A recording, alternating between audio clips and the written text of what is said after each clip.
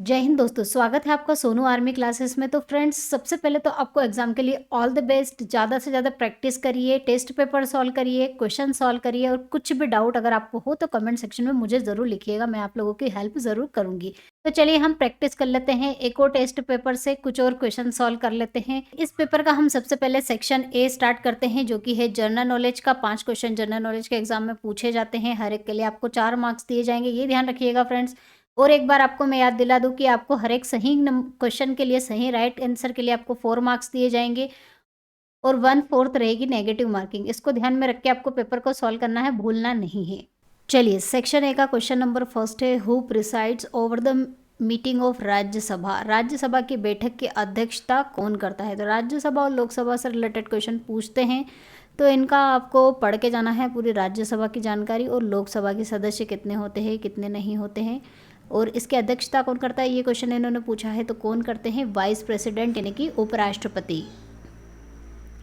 Next question है, on which day United Nations day celebrated. संयुक्त राष्ट्र दिवस किस दिन मनाया जाता है? तो फ्रेंड्स, ये इंपॉर्टेंट डेज और डेट्स जो हैं ये स्टैटिक क्वेश्चन होते हैं, फिक्स होते हैं, तो इनको बिल्कुल डन कर लीजिए, तो आपका एक क्वेश्चन तो फिक्स हो ही जाएगा। तो यहाँ क्वेश्चन पूछा गया है, संयुक्त राष्ट्र दिवस किस तारीख को मनाया जाता है? तो किस तारीख को मनाया जाता है? 24 अक्टूबर को। नेक्स्ट क्वेश्चन है, the Muslim league demanded a separate state for the Muslim in the year. Muslim league ने किस वर्ष में मुसलमानों के लिए एक अलग राज्य की मांग की थी? तो कब की थी? तो फ्रेंड्स, ये आज़ादी के पहले की सारी बातें हैं, तभी हिंदू और मुस्लिम के झगड़े हुए थे आज़ादी होने के जस्ट पहले। तो इसको याद रखने का तरीका यही है कि आज़ादी हमारी 1947 को मिली थी, और उसके पहले कौन सी डेट हो सकती है? तो कब रखा गया था? 1940 को। बाकी सारी डेट बहुत ज़्यादा पीछे हो जाएगी, ये बिल्कुल करीब करीब है हमारी आज़ादी कब हुई थी उससे। तो इसको याद रखने का तरीका ये है। World war second took place during years. द्वितीय विश्व युद्ध वर्षों के दौरान हुआ था। तो सेकंड वर्ल्ड वॉर कब हुआ था फ्रेंड्स? ये आपको first world war, second world war, इन दोनों की डेट्स याद रख लीजिए, ज़्यादा इसमें क्वेश्चन नहीं पूछे जाते हैं। तो यहाँ पर सेकंड का पूछा गया, तो सेकंड का हुआ था 1939 से 1945 तक। Was the first Indian women who scaled mountain Everest. Mount Everest फतह करने वाली पहली भारतीय महिला कौन थी? बहुत कॉमन क्वेश्चन है और आपको सभी को याद भी होगा, तो मुझसे पहले इसका आंसर बता दीजिए क्या होना चाहिए। तो इसका राइट आंसर क्या होगा? पीटी उषा, कर्णम मल्लेश्वरी, ये सभी तो कुश्ती और इससे रिलेटेड है, खेल से रिलेटेड है ये सब। बछेंद्री पॉल इसका राइट आंसर होगा। चलिए फ्रेंड्स, सेक्शन बी शुरू करते हैं, जो कि है हमारा रीजनिंग का। ठीक है, रीजनिंग के क्वेश्चन सॉल्व करेंगे हम यहाँ पर। कितने? 5 क्वेश्चन रीजनिंग के यहाँ पर पूछे जाते हैं, तो रीजनिंग के क्वेश्चन सॉल्व कर लेते हैं। सेक्शन बी का क्वेश्चन देख लेते हैं। Pointing to a man women says that. एक पुरुष की ओर इशारा करते हुए एक महिला ने कहा। देखिए कौन कहता है? वह कहती है कि मेरी माँ, मतलब उस वुमेन की माँ का इकलौता बेटा है। कौन? वो मेन, जो कि फोटोग्राफ में या फिर जिसके बारे में वो लेडीज़ बात कर रही है। तो यहाँ पर क्या पूछा है कि महिला का पुरुष से क्या संबंध है? तो ये तो महिला है, वुमेन है, और ये पुरुष है, क्या संबंध है? तो ये क्या हुआ? इसकी माँ का भाई हुआ, तो मदर का जो भाई हुआ, तो ये इसकी क्या लगी? भतीजी। तो उसका राइट आंसर होगा नीस। नेक्स्ट क्वेश्चन है 5, 17, 37, 65, 101। तो इसमें आपको नेक्स्ट सीरीज़ बतानी है। तो नेक्स्ट सीरीज़ हम कैसे फाइंड आउट कर सकते हैं? तो 5 अगर हम ध्यान रखें इस सीरीज़ को कि 2 की पावर 2 करें और +1 करें, तो हमें कितना मिलेगा? 5। और 4 चौक 16 और 1 करेंगे तो 17 मिलेगा। ठीक है, इसी तरह से 6, मतलब इवन नंबर के स्क्वायर करके +1 करना है। तो 6 का स्क्वायर करेंगे, 6 6 36 और 1 करेंगे प्लस, तो 37। इसी तरह से 8 आएगा, 8 उठी 64 +1 कितना आ जाएगा? 65। इसी तरह से 10 आएगा, 10 का स्क्वायर +1 101। और इसी तरह से अब 12 आना चाहिए। 12 का स्क्वायर +1 करेंगे तो 12 का स्क्वायर कितना होता है? 144 +1 यानी कि 145। तो इसका राइट आंसर क्या होगा? Option D. नेक्स्ट क्वेश्चन है 120, 99, और ये आपको सीरीज़ दे के रखे और आपको यहाँ से नेक्स्ट नंबर पूछा है, तो क्या आएगा?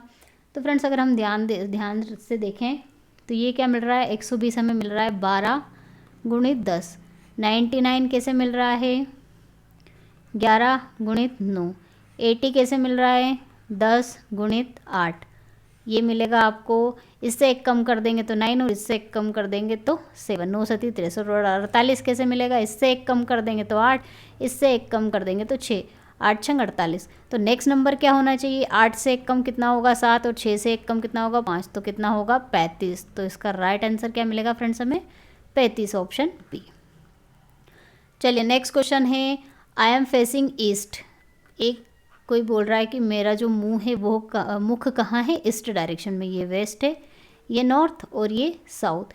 अब वो बोल रहा है कि मैं 100 डिग्री जो है क्लॉकवाइज मुड़ गया, क्लॉकवाइज डायरेक्शन ये वाली घड़ी की दिशा में वो कितना 100 मुड़ गया। अभी यहाँ पर है, यहाँ से यहाँ तक तो 90 होता है और थोड़ा सा और आगे मुड़ जाएगा, तो यहाँ कितना हो जाएगा, ये 100 डिग्री मुड़ गया। अभी उसका मुंह इधर हो गया। अब कहा है उसने कि एंटी क्लॉकवाइज मुड़ा हूँ मैं, मतलब घड़ी की विपरीत दिशा में 145। तो अभी यहाँ से यहाँ तक आएगा तो 100 हो जाएगा, और 100 के बाद यहाँ पर कितना होगा, ये अगर जुड़ जाएगा तो कितना 190 हो जाएगा, लेकिन यहाँ आना चाहिए तो ये हो जाएगा 145 डिग्री।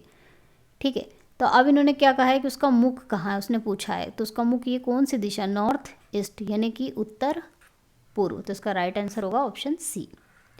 नेक्स्ट क्वेश्चन है, डेन में कौन रहता है, लायन, मतलब जहाँ पर लायन रहता है उसे डेन यानी कि गुफा कहा जाता है, मार कहा जाता है। तो इसी तरह से एवियरी, एवियरी क्या होता है, एवियरी को हिंदी में पक्षी गृह, पक्षी के रहने की जगह होती है एवियरी। उसमें कौन रहेगा, पक्षी रहेगा। तो कौन सा पक्षी, अभी ये सभी तो जानवर है, पक्षी क्या है इसमें, मुर्गा। तो इसका राइट आंसर होगा रोस्टर यानी कि मुर्गा। अब सॉल्व करेंगे हम सेक्शन सी, जो कि है हमारा फिजिक्स का यानी कि भौतिक विज्ञान का। इसके 15 क्वेश्चंस एग्जाम में आते हैं, बहुत बड़ा पोर्शन है, बहुत ज़्यादा क्वेश्चंस इससे और मैथ से 15-15 क्वेश्चन पूछे जाते हैं, तो इसकी प्रैक्टिस आप बहुत अच्छे से करिएगा। तो चलिए सेक्शन को हम स्टार्ट कर लेते हैं आगे। और अभी भी अगर आप वीडियो को देख रहे हो तो वीडियो को लाइक करना ना भूले और चैनल को सब्सक्राइब करना ना भूले, ताकि लेटेस्ट वीडियो की नोटिफिकेशन आपको मिल सके। तो चलिए सेक्शन को हम स्टार्ट कर लेते हैं। चलिए सेक्शन सी का क्वेश्चन देख लेते हैं हम। ऐसा यूनिट ऑफ द फोर्स, बल की ऐसा यूनिट क्या होती है, सभी को पता है क्या होती है, न्यूटन होती है। और सीजीएस लास्ट पेपर बताई थी क्या होती है, जल्दी बताइए, डाइन। Who said a body will remain at rest unless external force act on the body. किसने कहा था कि जब तक कोई बाहरी बल शरीर पर कार्य नहीं करता तब तक एक शरीर आराम से ही रहेगा। तो ये न्यूटन लॉ होता है, तो न्यूटन ने कहा था। किसने कहा था, ये न्यूटन ने। The voltage of electric current supply at the home, घर में आपूर्ति की जाने वाली विद्युत धारा का वोल्टेज कितना होता है। फ्रेंड्स जल्दी बताइए, बहुत कॉमन क्वेश्चन और बहुत बार ये क्वेश्चन मैं करवा चुकी हूँ। तो इसका राइट आंसर क्या होना चाहिए, इसका राइट आंसर होगा 220 volt, option B. When a distance between two charge particle is half the force between them becomes. दो चार्ज पार्टिकल के बीच में लगने वाला जो, जैसे मान लिया Q1 और ये Q2, दो चार्ज पार्टिकल कितनी दूरी पर रखे हुए हैं, r दूरी पर। तो इनके बीच में जो लगने वाला बल है उसका फॉर्मूला क्या होता है, K1 into Q2 divide by r²। तो यहाँ पर K कांस्टेंट है, Q1 और Q2 चार्ज में कोई परिवर्तन नहीं आया, उनकी दूरी को आधी कर दिया गया है, तो आधी कर देते हैं हम। तो यहाँ से K, तो यहाँ से जो वैल्यू मिलेगी K Q1 Q2 r² और ये 4 हो जाएगा और ऊपर चला जाएगा, तो ये क्या हो जाएगा 4, और ये पूरी वैल्यू किसकी है, F की। तो यहाँ कितना मिलेगा उसका 4 गुना। तो राइट आंसर होगा ऑप्शन डी। चलिए नेक्स्ट क्वेश्चन है यहाँ पर, a watch makers glass is, एक घड़ी निर्माता का ग्लास है। कौन सा ग्लास यूज़ करना चाहिए फ्रेंड्स, घड़ी निर्माता को जो घड़ी के छोटे छोटे पार्ट्स है वो भी बड़े बड़े दिखाई देने चाहिए, तो उसे कौन सा लेंस उपयोग में आना चाहिए। तो कौन सा ऐसा लेंस होता है जो बड़ी इमेज बनाता है, कॉनकेव लेंस बनाते हैं, लेकिन कौन सा वाला यूज़ करते हैं वो प्लेनो कॉनकेव लेंस, जो कि चीज़ें बड़ी करके मैग्नीफाई करके दिखाते हैं। Hygrometers are instrument for measuring, hygrometer मापने के लिए उपयोग किया जाता है। कौन सा किसको मापने के लिए इस इंस्ट्रूमेंट का उपयोग करते हैं। तो फ्रेंड्स हाइग्रोमीटर का सबसे पहले बता दूं कि होता क्या है, हिंदी में कभी कभी इंग्लिश में भी नाम दे देते हैं एग्जाम में कंफ्यूज करने के लिए। हाइग्रोमीटर हिंदी में भी दे दिया और इंग्लिश में भी, लेकिन इसे हिंदी में कहा जाता है आर्द्र मापी, जो आर्द्रता यानी कि जलवाष्प का मापन करता है, लेकिन किस में करता है, वायुमंडल में। तो इसका राइट आंसर होगा the amount of water vapour in atmosphere, वायुमंडल में जलवाष्प की मात्रा का मापन करता है। नेक्स्ट क्वेश्चन है, which ray of sunlight is responsible for skin cancer, त्वचा कैंसर के लिए सूर्य के प्रकाश की कौन सी किरणें जिम्मेदार होती है। यूवी रेज आपने पढ़ा होगा, बहुत सारे सनस्क्रीन इस नाम से बेचे जाते हैं। एक यूवी प्रोटेक्शन, UV50, UV40, इसका ये सनस्क्रीन प्रोटेक्शन प्रोवाइड करेगा आपको। तो यूवी रेज यानी अल्ट्रा वायलेट रेज। तो इसका राइट आंसर क्या होगा? Option D. नेक्स्ट क्वेश्चन है which is a device which convert light energy into electrical energy. एक उपकरण जो प्रकाश ऊर्जा को विद्युत ऊर्जा में बदलता है। तो कौन सा फोटो सेल का काम ही होता है फ्रेंड्स? तो इसका राइट आंसर होगा option C. The formula of kinetic energy. Kinetic energy का फॉर्मूला बहुत कॉमन क्वेश्चन है, आंसर जल्दी दे दीजिए मुझसे पहले। क्या होगा? 1/2 mv²। The atmosphere pressure increases at given temperature then the speed of sound in air. दिए गए तापमान पर वायुमंडलीय दबाव बढ़ता है तो हवा में ध्वनि की गति बढ़ेगी, शून्य हो जाएगी, अपरिवर्तित रहेगी या घटेगी? तो फ्रेंड्स मैं आपको बता दूं, जो साउंड है वो प्रेशर पर बिल्कुल भी डिपेंड नहीं करता है, सिर्फ टेम्परेचर पर डिपेंड करता है। ये टेम्परेचर बढ़ेगा तो साउंड की जो स्पीड है वो भी बढ़ जाएगी। क्यों? क्योंकि जो मॉलिक्यूल्स हैं उनमें गति बढ़ जाती है, इससे जो ध्वनि की गति है वो भी बढ़ जाती है। तो सिर्फ डिपेंड करेगी टेम्परेचर पे, इसलिए प्रेशर बढ़ाने पर उसका कोई परिवर्तन नहीं होगा।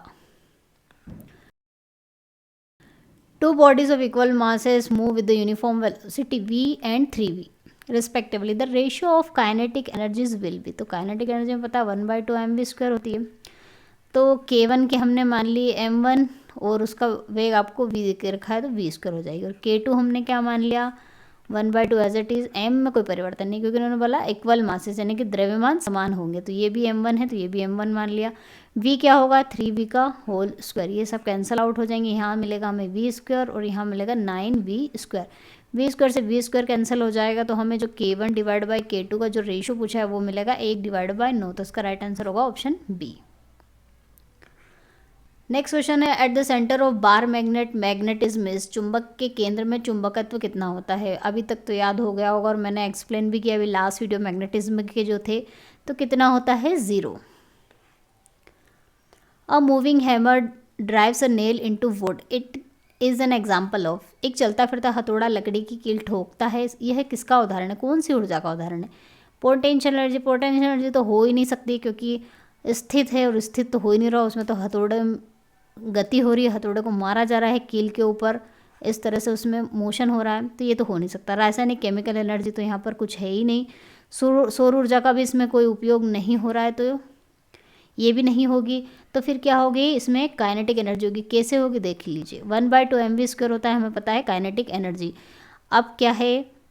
हथौड़ा बहुत भारी होता है, उसका द्रव्यमान ज़्यादा होता है और जितनी ज़्यादा तेज़ी से आप हथौड़े को मारोगे तो उसका वेग भी बढ़ेगा। दोनों बढ़ेंगे तो कील क्या जाएगी? उस पर ज़्यादा बल लगेगा, मतलब उस पर काइनेटिक एनर्जी की वैल्यू बढ़ जाएगी। काइनेटिक एनर्जी बढ़ेगी तो उस पर बल ज़्यादा लगेगा, वो अंदर की ओर धंसती जाएगी। इसलिए किसका उदाहरण है ये? गतिज ऊर्जा का। The commonly known unit of loudness और साउंड इज। प्रबलता या ध्वनि की सामान्य ज्ञात इकाई क्या है? सभी को पता होगा, decibel. Light is a form of. प्रकाश का रूप है। प्रकाश किसका रूप है? तो फ्रेंड्स ये एक एनर्जी का रूप होता है। लाइट क्या है? एक form of energy. Next section है फ्रेंड्स हमारा सेक्शन डी, जो कि है किसका? मैथ्स का है। या मैथ्स के भी कितने 15 क्वेश्चंस पूछे जाते हैं एग्जाम में। तो चलिए सेक्शन को हम स्टार्ट कर लेते हैं। चलिए मैथ्स का क्वेश्चन देखते हैं सॉल्व। एक इक्वेशन देके रखिए और इसको आपको सॉल्व करना है। तो कैसे करेंगे फ्रेंड्स? ऐसे नंबर ढूंढो जिनका मल्टीप्लाई करने पर 42 मिले और जिन्हें जोड़ने घटाने पर 13 मिले। x² एज इट इज़ लिखा तो कितना होता है? 6 से तो 42 होता है, तो माइनस का 7x और माइनस का 6x प्लस 42, इन दोनों को मल्टीप्लाई करूँगी तो प्लस का 42 मिलेगा और इन दोनों को अगर मैं जोड़ूंगी तो माइनस का 13x मुझे मिलेगा। अब यहाँ से x कॉमन ले लेते हैं तो क्या मिलेगा? x minus 7। यहाँ से 6 कॉमन ले लेंगे तो क्या मिलेगा? माइनस का 6 कॉमन लेंगे तो क्या मिलेगा? x minus 7। अब यहाँ से x माइनस 7 आप कॉमन ले लीजिए और यहाँ x माइनस 6 बचेगा, तो दो वैल्यू इसको 0 के इक्वल कर देते तो x की वैल्यू 7 और मिलेगी 6। तो इसका राइट आंसर होगा option B. An Airbus covers a distance of 1542 kilometre from Delhi to Mumbai in 2 hours. What is the speed per hour? एक हवाई बस दिल्ली से मुंबई तक इतने किलोमीटर की दूरी इतने घंटे में तय करती है, तो प्रति घंटे गति क्या होगी? तो आपको पता है स्पीड का फॉर्मूला क्या होता है? Distance upon time. अब कितनी डिस्टेंस कवर करिए? 142 किलोमीटर और कितने टाइम में? 2 hours में। और हमसे स्पीड किस में पूछिए? किलोमीटर पर आवर में, ठीक है। तो यहाँ पर आवर भी होगा प्रिंट नहीं हुआ। किलोमीटर पर आवर में तो किलोमीटर पर आवर में तो आगे कोई चेंज करना नहीं है, क्योंकि हमें इस तरह के सिंपल क्वेश्चन तो दे दिए जाते हैं एग्जाम में, लेकिन कन्वर्जन भी साथ में दे दिया जाता है। अब यहाँ पर नहीं है, हमें कन्वर्ट करने की ज़रूरत नहीं है, तो इसको कैंसिल आउट कर देते हैं। 2 7 14, 2 7 14, 2 1 2, तो राइट आंसर होगा 771 kilometre per hour. What will be the value of x in this equation? तो x 7 divide by x is equal to 28 divide by 48। अब इसको हम 4 7 21, 4 1 1, 4 2 8, तो इसका जो रेशो मिला 7/12, 7 से 7 कैंसिल। एक्स की वैल्यू कितनी मिली हमें यहाँ पर 12, तो इसका राइट आंसर होगा option B. The minimum value of sine x plus cos x is, sine x और कॉस एक्स की मिनिमम वैल्यू कितनी होना चाहिए? तो फ्रेंड्स इसका सॉल्व करने का तरीका ये है कि मिनिमम वैल्यू जो होती है इसकी वो कैसे निकालेंगे, हम यहाँ पर करेंगे √2 से मल्टीप्लाई और डिवाइड इस इक्वेशन में। अब क्यों करेंगे ये आपको पता चल जाएगा, क्योंकि हमें बनाना है साइन a प्लस बी का फॉर्मूला। वो कैसे बनेगा, ये √2 एज इट इज़ रखा, ये 1/√2 इसमें मल्टीप्लाई कर देंगे, तो ये साइन x, ये 1/√2 ये हो जाएगा कॉस x, और सिंप्लीफाई करेंगे तो √2 की वैल्यू कितनी होती है यहाँ पर cos π/4 यानी 45 साइन x, और 1/2 साइन π/4 cos x। अब ये क्यों लिखा, क्योंकि साइन है cos भी, cos है साइन भी, क्या होता है साइन a प्लस बी, ये फॉर्मूला आपको याद रखना है, ये होता है। और ये √2 एज इट इज़ याद रख लीजिए, साइन a प्लस बी का फॉर्मूला वो क्या होता है sine a cos b into cos a sine, ठीक है। तो ये आपको फॉर्मूला से ये वैल्यू लिख दी हमने। और हमें पता है जो साइन की वैल्यू होती है, थीटा की वैल्यू, वो कहाँ होती है -1 से 1 के बीच में होती है। सबसे कम कितनी होगी इसकी -1, तो इसकी वैल्यू भी कितनी हो जाएगी -1। तो √2 साइन की वैल्यू इस -1 होती है मैक्सिमम, तो साइन a प्लस बी की भी मैक्सिमम वैल्यू -1 ही होगी, तो -1 का मल्टीप्लाई कर देंगे तो हमें कितना मिलेगा यहाँ पर माइनस का √2। तो इसका राइट आंसर क्या होगा यहाँ पे -√2। लेकिन कहीं कहीं पर इसकी वैल्यू आपको 1 मिलेगी। अगर आप मानते हो इसकी वैल्यू 1 तो क्यों होगी वो मुझे कमेंट सेक्शन में ज़रूर लिखिए। चलिए नेक्स्ट क्वेश्चन है, if the area of square is, square का एरिया आपको दे के रखा है, स्क्वायर के एरिया का फॉर्मूला क्या होता है a², जो कि कितना दे के रखा है 484। यहाँ से हम a की वैल्यू निकालेंगे, और हमसे पूछा है पेरीमीटर यानी कि परिमाप क्या है। परिमाप का फॉर्मूला 4a होता है। अब a पता हो जाएगा तो परिमाप इजीली निकाल पाएंगे।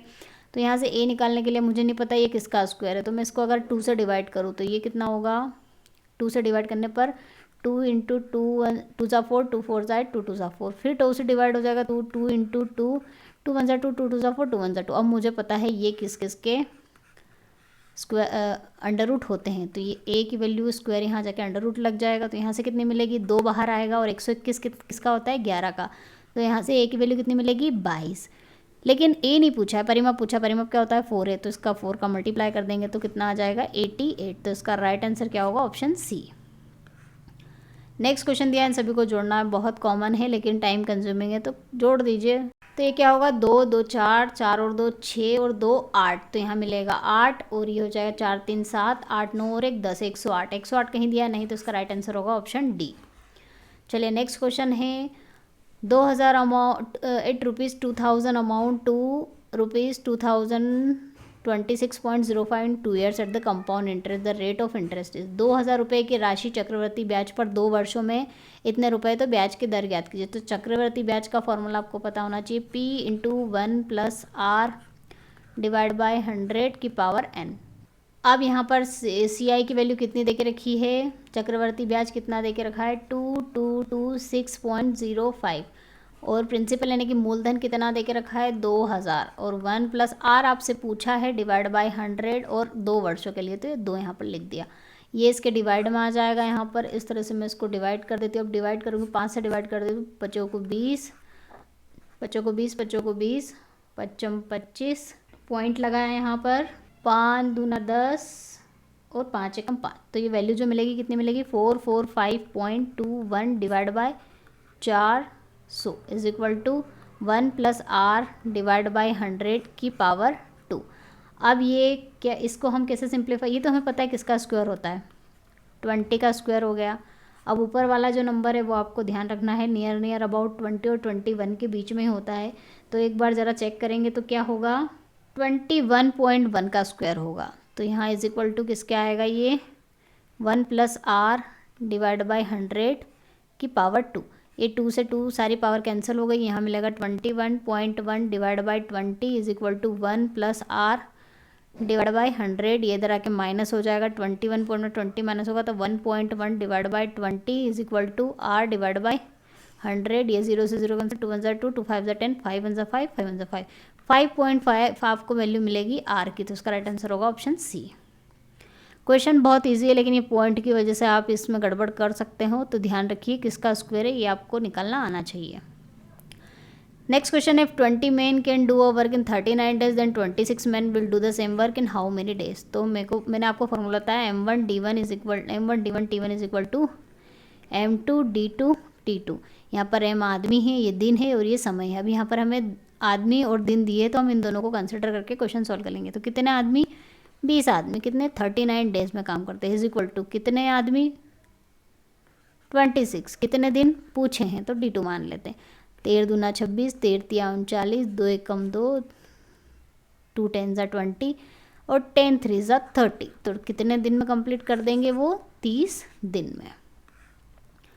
दो इक्वेशन आपको यहाँ पर दे के रखी है और x की वैल्यू फाइंड आउट करनी है। तो क्या दिया है, 2x is equal minus 2y is equal to 45 और 3x minus 4y is equal to 1। तो मुझे क्या करना है, x की वैल्यू मतलब y हटना चाहिए। तो हम ऐसे नंबर का मल्टीप्लाई करें कि ये दोनों कैंसिल आउट हो जाए। तो ऊपर वाली इक्वेशन में अगर मैं 2 का मल्टीप्लाई कर दूँ तो क्या मिलेगा, 2 दूना 4x 4y और ये हो जाएगा 90।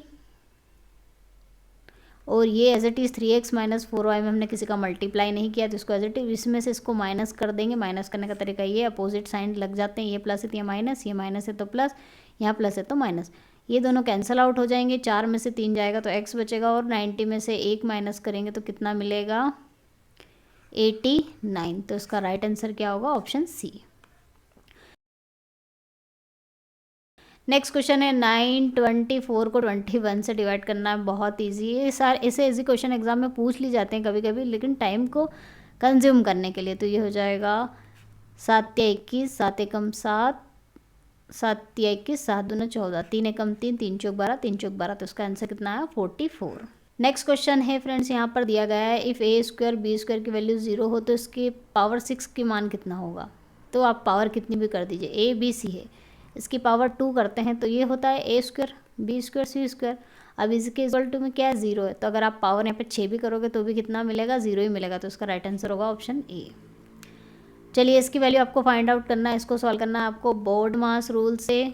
सबसे पहले b से ब्रैकेट सॉल्व करेंगे तो कितना आएगा, 5 और 2 7। उसके बाद मल्टीप्लिकेशन सॉल्व होगा तो ये हो जाएगा 7 तिया 21। उसके बाद एडिशन सॉल्व होगा तो एडिशन क्या होगा, यहाँ पे 21 है, माइनस का 5 माइनस 2 और 3 ये बचा। अब ये दोनों जुड़ जाएंगे तो कितना मिलेगा, 16।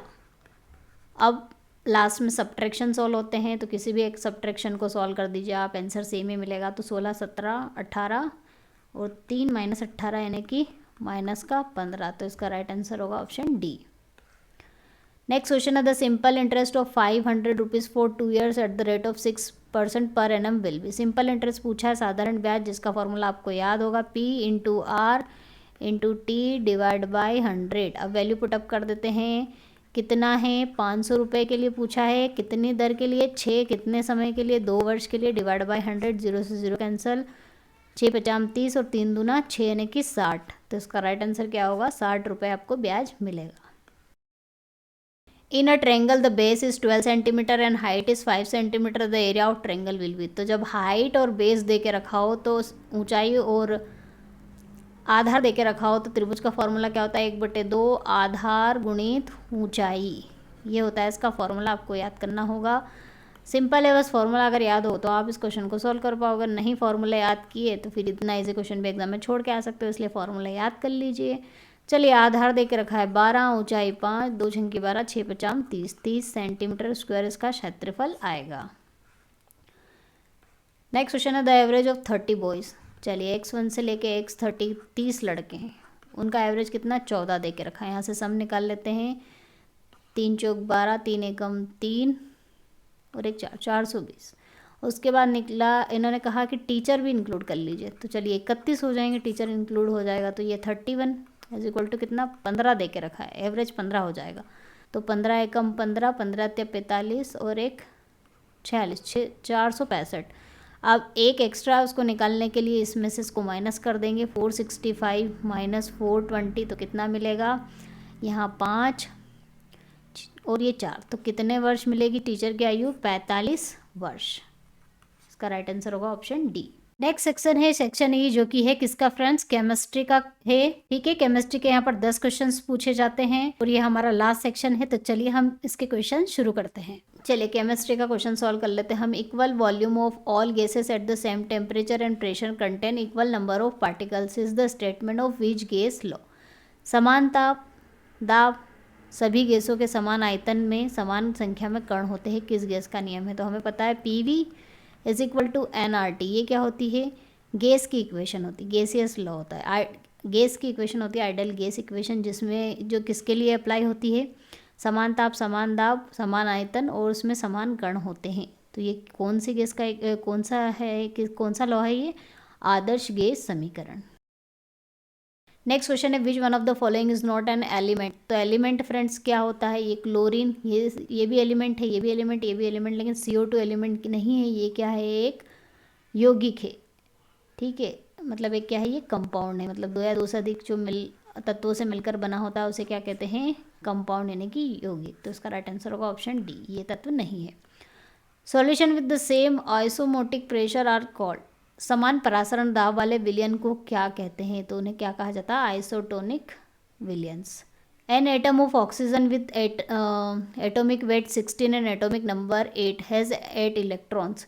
तो आपको बताना है उसमें क्या, प्रोटॉन्स और न्यूट्रॉन का संख्या। तो नंबर ऑफ प्रोटॉन्स क्या होते हैं, एटॉमिक नंबर के बराबर होते हैं नंबर ऑफ प्रोटॉन्स।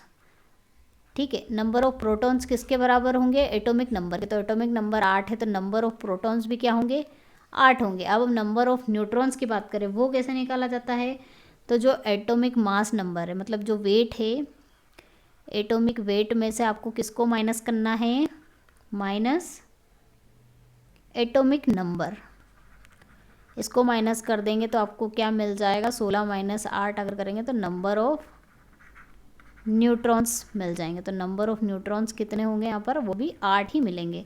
तो क्या इसका राइट आंसर होगा, 8 न्यूट्रॉन और 8 ही प्रोटॉन्स। तो आंसर होगा ऑप्शन बी। नेक्स्ट क्वेश्चन है मिनरल ऑयल इज, खनिज तेल क्या है, कौन सा है इसमें से, तरल पैराफिन, केरोसिन, पेट्रोलियम, गैसोलीन। तो फ्रेंड ये सभी जो पार्ट है पेट्रोलियम को छोड़ के, ये सभी पेट्रोलियम को से हमें प्राप्त होते हैं, लेकिन खनिज तेल मिनरल ऑयल इनमें से कौन सा है, petroleum. The formula of zinc blende is, zinc मिश्रण का सूत्र क्या है। तो सबसे पहले हम इसका फॉर्मूला बताते हैं, वो ZnS होता है। और जिंक ब्लेंड होता है क्या है फ्रेंड, जिंक ब्लेंड ये क्या है, ग्लॉस यानी कि चमक उत्पन्न करने के लिए उपयोग किया जाता है पेंट में। पेंट में थोड़ी चमक उत्पन्न करना हो तो उसमें ZnS को मिला देते हैं। तो ये इसका उपयोग पेंट में चमक उत्पन्न करने के लिए किया जाता है। The process of converting hydrated alumina into unhydrated alumina is called. Alumina को निर्जल एल्यूमिना में बदलने की प्रक्रिया क्या कहलाती है, कैल्सिनेशन। याद रखिएगा, इस मेथड को कैल्सिनेशन कहते हैं। नेक्स्ट क्वेश्चन है hydrazine is use in making drug of the following disease. Hydrazine का प्रयोग निम्न रोग का दवा बनाने में किया जाता है। तो किसका, हैजा यानी कोलेरा का दवा बनाने में इसका उपयोग किया जाता है। नेक्स्ट क्वेश्चन है एल्केन्स में भी represent by the general formula. Alkenes जो होते हैं, अल्केन जैसे कि CH4, मिथेन, मीथेन, जिसमें एन्स आते हैं, एन लगा होता है ना, वो होते हैं एल्केन्स। एल्केन का फॉर्मूला आप सभी को याद करना है, और मैंने इसके ऊपर भी पूरा एक वीडियो बना दिया है बहुत अच्छे से। आपको ये कार्बन और इसके कंपाउंड वाला जो वीडियो है वो है ये, उसमें आपको कार्बन से रिलेटेड सारे डाउट्स क्लियर हो जाएंगे। तो उसको ज़रूर देखिएगा, आपको पता चल जाएगा कि एल्केन, एल्किन और एल्काइन के फॉर्मूले कैसे बनते हैं और कैसे हम पहचानेंगे कि एल्केन, एल्किन और एल्काइन है। तो एल्केन का फॉर्मूला होता है CnH2n+2 होता है। ठीक है, जैसे मिथेन है, मिथेन हम n की वैल्यू यहाँ पर C मतलब कार्बन की संख्या कितनी 1 है, तो अगर हम 1 रख के देखें तो मिथेन बन रहा है कि नहीं, तो C1 वन रखेंगे तो 2 वन ज़ा 2 और 2 4 बन रहा है मिथिन। तो ये मिथिन क्या है, एक एल्केन ही है, इसलिए इसका फॉर्मूला आप याद कर लीजिए CnH2n+2। और भी डाउट हो तो आप मेरा वो वीडियो देखिए, आपके डाउट क्लियर हो जाएंगे। इसका जो वीडियो है ऊपर आपको आई बटन दिखाई दे रही है, वहाँ पे दिख रहा होगा, वहाँ से आप क्लिक कर सकते हैं और देख सकते हैं। चलिए नेक्स्ट क्वेश्चन देखते हैं। Stainless steel an alloy various air is. Stainless steel क्या है, एक मिश्र धातु है, मतलब ये दो या दो से अधिक धातुओं से मिलकर बनी है, उसे मिश्र धातु कहा जाता है। लेकिन हवा क्या है, क्या एक यौगिक है, गैस है, मिश्रण है, विलयन है? तो फ्रेंड्स ये गैस नहीं मान सकते, इसको एक मिश्रण मानेंगे। मिश्रण और यौगिक में डिफरेंस होता है फ्रेंड्स, यौगिक में अनुपात फिक्स होता है लेकिन मिश्रण में कोई अनुपात फिक्स नहीं होता। इस तरह से इनको याद करने का तरीका होता है। तो इसका राइट आंसर होगा मिक्सचर। तो फ्रेंड्स ये था 50 पे क्वेश्चंस का टेस्ट पेपर, जो हमने आप पूरी तरह से कम्प्लीटली सॉल्व कर लिया हो। इससे रिलेटेड, इस टेस्ट पेपर से रिलेटेड कुछ भी डाउट हो तो कमेंट सेक्शन में पूछ सकते हैं या टेलीग्राम चैनल पर जाकर पूछ सकते हैं। तो मिलते हैं नेक्स्ट टॉपिक में नेक्स्ट वीडियो के साथ, तब तक के लिए जय हिंद, जय भारत, वंदे मातरम।